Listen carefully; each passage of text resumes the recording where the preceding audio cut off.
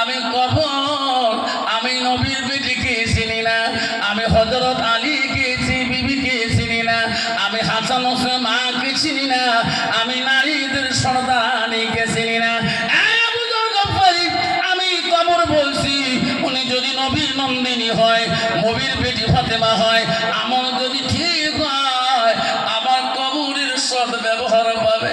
ও Abu Jahl, উনি যদি আলীর স্ত্রী হয়, হাসান হোসেন মা হয়, নবী নন্দিনী নারীদের সন্তানানী হয়, ওনার আমল যদি ঠিক হয়, আমার কবরের সদ ব্যবহার পাবে।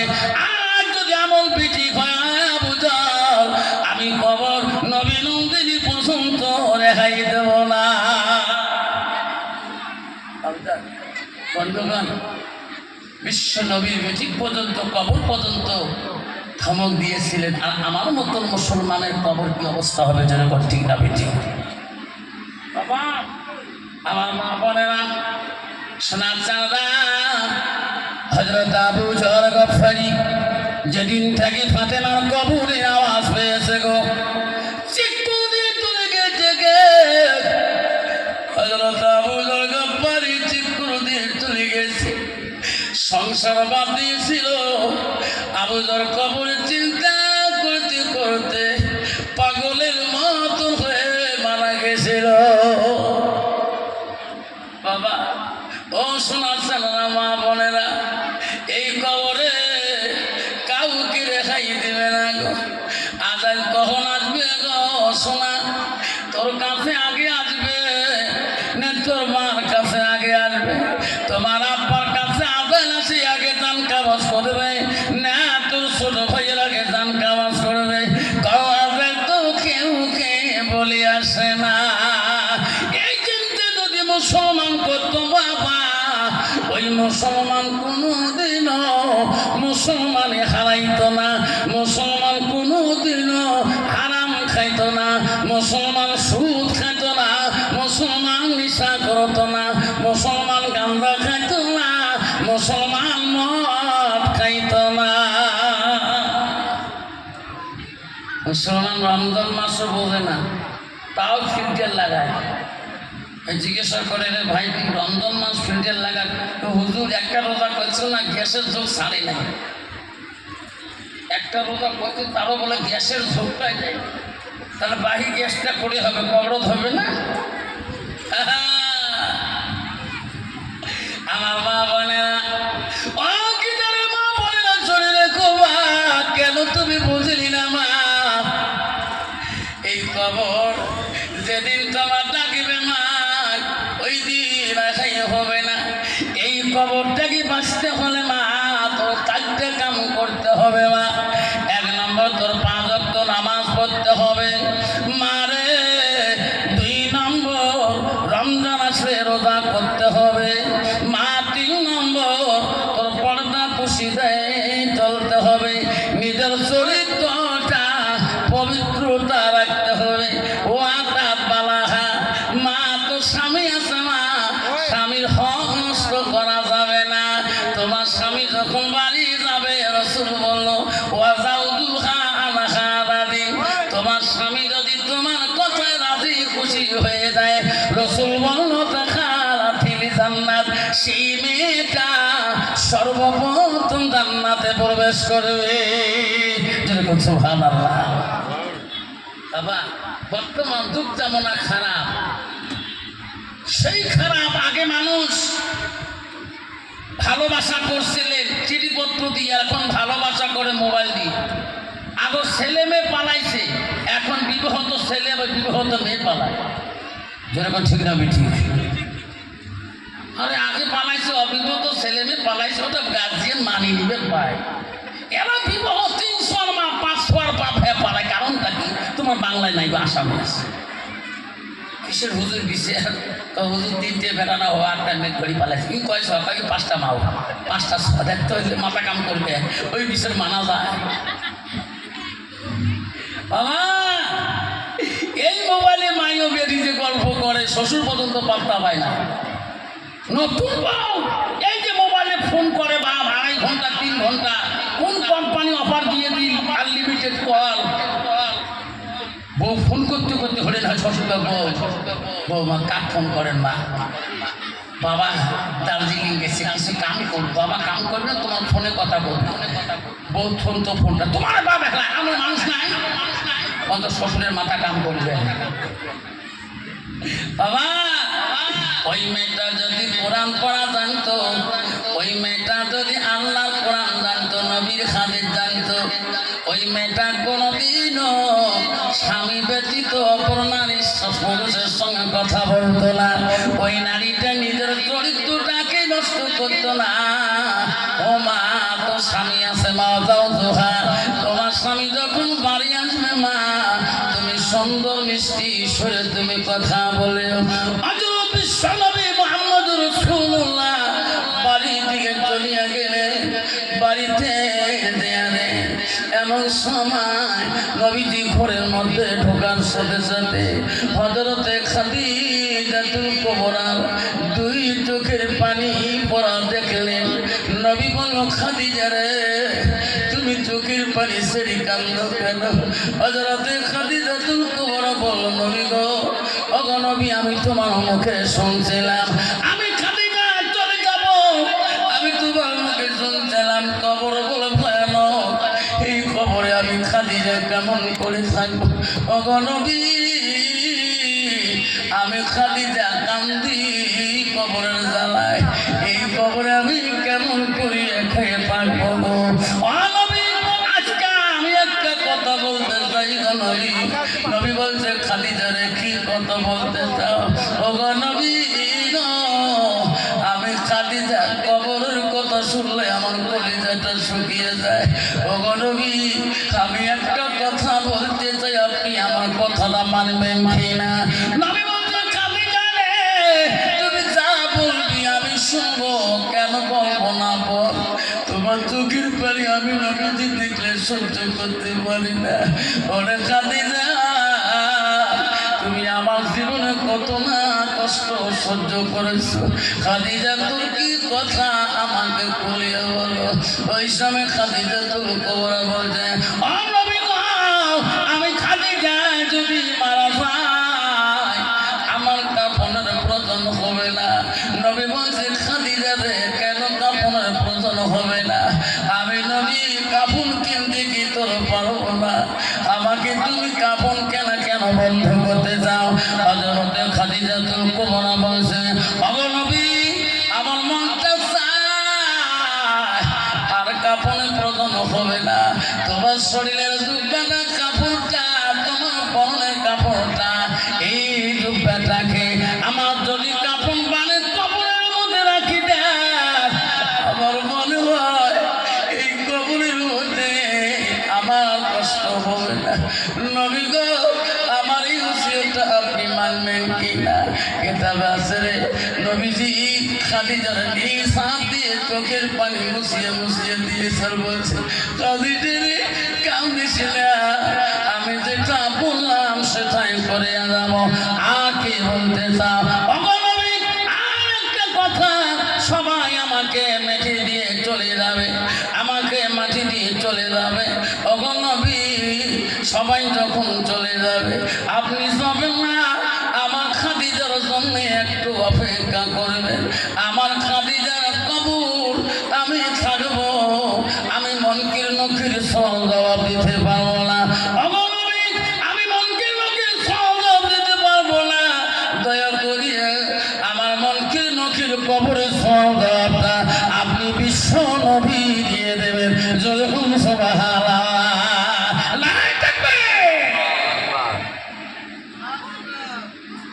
হযরতে খাদিজা দুনিয়া থেকে চলে যায়।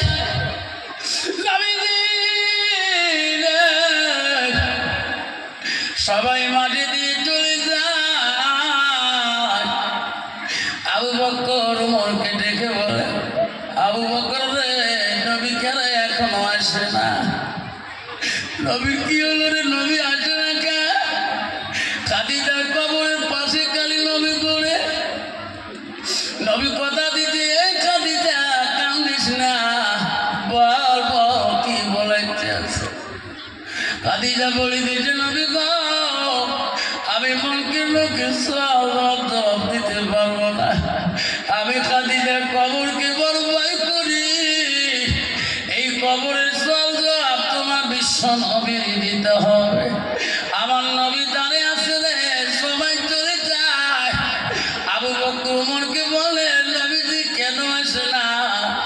নবীকারী কেন কবরের পাশে ঘুরে, কি কারণ? আল্লাহ বলছেন যে ভাই যা যা আমার হাবিবকে বলে দে রে, যতক্ষণ আমার নবী মুহাম্মদ রাসূলুল্লাহ কবরের পাশে থাকবে রে, অতক্ষণ পর্যন্ত মুনকির নাকির পর্যন্ত কবরে যাবে না। যেরকম সুবহানাল্লাহ। ওরে জীবন তুই যা আমার হাবিবকে বলে দে, আর মুনকির নাকির যাবে না। ওই মোহাম্মতের জন্য, খাদিজার ওই ভালোবাসা থাকার জন্য আমি আল্লাহ মুনকির নাকিরটাকে মাফ করে দিলাম। যেরকম সুবহানাল্লাহ। না থাকবে আমার মা বোনেরা, আমারা আজকে যদি তুমি কবরে যাও, মান রাব্বুকা মান দীনুকা মান নাবিয়ুকা, মান কেন যে বলে তোমার রবকে, তুমি যদি বলো আমার বাবা নেতা, শুনবে শুনবে তোর রবকে, তোমার বাবা প্রধান, শুনবে মাস্টার মাওলানা, একটা শুনবেন। ও মনে না বন্ধুরা, এই আমার খালি হাতে যদি তুমি নিয়ে যাও, আব্বারা শুনতে পারবা সেদিন কি হালত হবে। এই কবর, ও মা বোনেরা, কবর ধর্মা, এই কবরকে কোনোদিন বন্ধুরে ভুলবে না। কখন আসবে তোর কবরের ডাক, কখন আসবে তো চারিজনে খাড়ে করি মা বোনেরা তোর 5 কাপড় নিয়ে দিবে, আর কখনো বা পুরুষের জন্য 3 কাপড় হয়ে যাবে। এই চিন্তা যদি মুসলমান করতো বাবা, ওই মুসলমান কোনোদিনও মুসলমানিত্ব হারাইতো না। মা বোনেরা শুনে রাখো মা, খলিফা দ্বিতীয় দ্বিতীয় খলিফাতুল মুসলিমিন ছিলেন হযরত ওমর। এনার দরবারে একজন ভিখারি আসছিলেন, আসি বলছে ও মদিনার খলিফা, আমাকে কিছু ভিক্ষা দাও না। মদিনার খলিফাতুল মুসলিমিন হযরত ওমর ওই ভিখারিকে, মানুষকে দান করা খুব ভালোবাসছিলেন। ভিখারিকে দেওয়ার জন্যে হযরতে রাষ্ট্রপতি, মদিনা রাষ্ট্রপতি হযরত ওমর নিজ হাতে দান করার জন্য বাইরে আসলেন। ফকিরকে তা দিয়ে খুশি করে দিলেন। দেওয়ার পরে দেখেন একটা বাচ্চা ওই ফকিরের পাশে দাঁড়িয়ে আছে। ফকির নিয়ে গেছিল ভিক্ষা করতে। হযরত ওমর বলল ফকির, এই ভিখারি সোয়ালি, এটা বাচ্চা কার? বলছে হুজুর খলিফা, বাচ্চাটা আমার। বাচ্চাটা নিয়ে আসছো কেন ভিক্ষা করতে? ভিখারি সোয়ালি, সাবধান, আর ভবিষ্যৎ কোনোদিন এই বাচ্চা নিয়ে কারো দরবারে ভিক্ষা করবি না, সওয়াল করবি না, খবরদার। ভিখারি বাচ্চাটাকে তুমি জীবন নষ্ট করিও না। কত মুসলমানের ছেলে মেয়ে আছে, বাচ্চাটা একটা বাড়ি খুলে কিন্তু একদম বাড়িওয়ালা রাখতে পারে। বাচ্চাটা উপযুক্ত বাচ্চাকে নিয়ে ভিক্ষা করে, বাচ্চাটা লালসা হয় যে মা যেমন ভিক্ষা পায়, বাবা ভিক্ষা পায়, তাহলে কর্ম থেকে ভিক্ষা করাটা ভালো। তো মানুষের বাড়িতে কাজ কাম ভালো লাগবে। হযরত ওমর বলছে খবরদারি, বাচ্চা নিয়ে ভবিষ্যতে আমার বাড়িতে আসবে না। ফকির সাহেব বলছে খলিফা, আপনি তো মদিনা রাষ্ট্রপতি, দ্বিতীয় খলিফা তো সারি, আমি একটা কথা বলতে চাই, আপনি কি বাচ্চাটার সম্বন্ধে আপনি কি জানেন? কেন? খলিফা গো, এই বাচ্চাটা কবরের মধ্যে 1 বছর পর্যন্ত আল্লাহ জিন্দা রাখতে ধরে খলিফা, কোনদিন কারো বাড়িতে বাচ্চারা নিয়ে যাইনি, আজকে সর্বপ্রথম তোমার কাছে আসলাম। এই বাচ্চাটা কবরের মধ্যে আল্লাহ 1 বছর পর্যন্ত জিন্দা রাখছে। আপনারা শুনবেন তো, ইতিহাসটা শুনবেন তো, কাই কাই শুনবেন? হাত তুলে দেখায়। হুজুর শুনবো, তকবীর লাগাই না থাকবে। বলেন আমরা হযরত ওমর খলিফাতুল মুসলিমিন বলেন, সোনালীর ফকির, এই বাচ্চারা কেমন করে 1 বছর কাল কবরের ভিতরে ছিল? ফকির সাহেব বলল, গো খলিফা রাষ্ট্রপতি, এক সময় আমার অভাব ছিল গো, অনটন ছিল,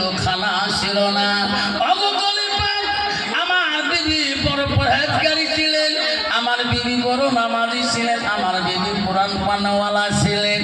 আমার সংসারে বড় অভাব, না খেয়ে আল্লাহর ইবাদত আমরা করছিলাম। যেরকম সুবহানাল্লাহ। বাড়িতে আসে দেখি আমার বিবি চোখের পানি ফেলে কাঁদতেছে। বিবি রে কান্দো কেন?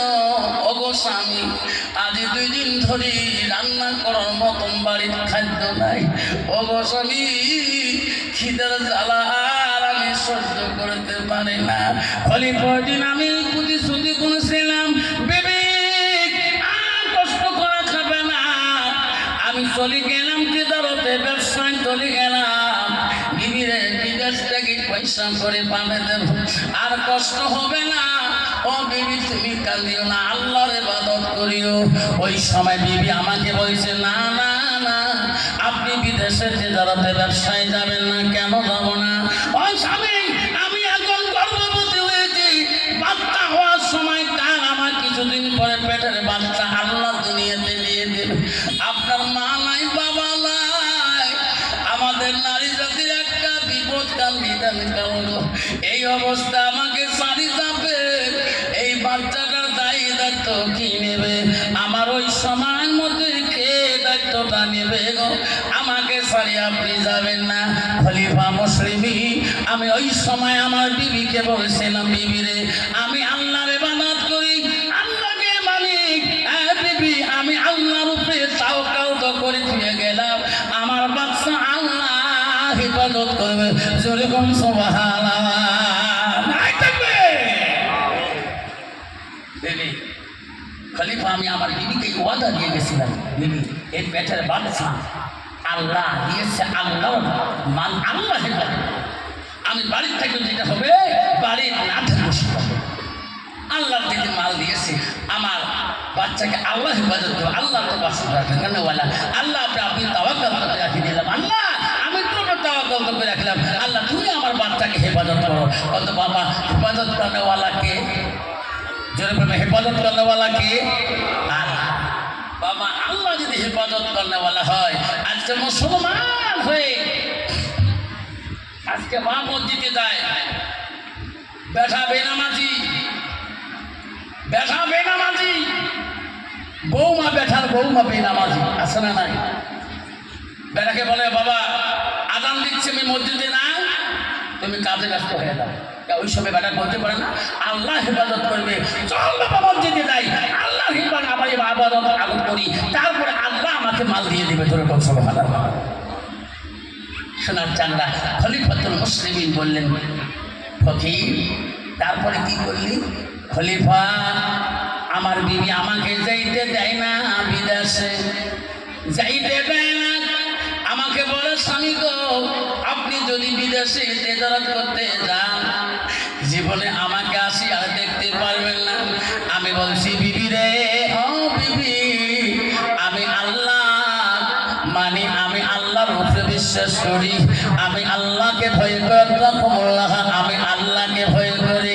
এই বিবি আমি আল্লাহর উপরে তাওয়াক্কুল করে চলে গেলাম, তোমার চিন্তা করা খাবে না, তুমি নামাজ পড়বা, আল্লাহকে স্মরণ করবা। খলিফা মুসলিমিন বেটাকে চলে গেছিলাম, আমি বিদেশে কাজকর্ম করে পয়সা পাঠিয়ে দে। আমার বিবি প্রসবের জ্বালা যন্ত্রণা দেখেছিল, গ্রামের মহিলারা আসছিলেন গো খলিফা। আসিয়া আমার বিবির পেটের বাচ্চারা দুনিয়াতে খালাস হয় নাই, গ্রামের মানুষ আমার ঠিকিনা জানে নাই, আমার বিবি ইন্তেকাল হয়ে গেছে, বাচ্চারা জমিনে ভূমিষ্ঠ হয় নাই। ও খলিফা, গ্রামের মানুষ সবাই আমার বিবিকে ওই জায়গার মধ্যে কবরস্থান করে দিয়েছে। বহুদিন পরে আমি আসি, কত খুশি হইয়া বাড়িতে এসে দেখলাম আমার বাড়িতে জঙ্গল হয়ে গেছে, আমার বিবি নাই, আমার বাচ্চা নাই, আমার বাচ্চা কই গো, আমার বিবি কই গো। গ্রামের মানুষকে বলি, ভাই আমার বিবি কোথায়, আমার বাচ্চা কোথায়? ওই সময় খলিফা গো গ্রামের মানুষ বলতে, যুবক তুমি যখন তেজারতে গিয়েছিলে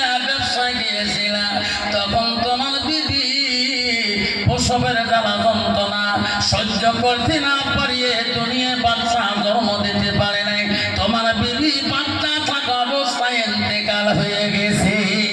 এই যুবক, তোমার বিবিকে কবরস্থান করে দিয়েছি।